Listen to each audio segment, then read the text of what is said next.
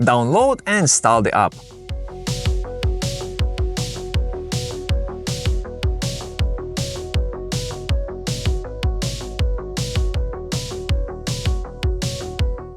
Tap the Send button. Enter the verification code.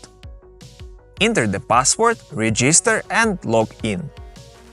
Use the Git animation.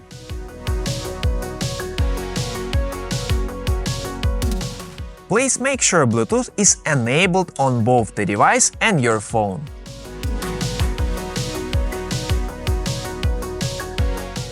Tap the Add the device button.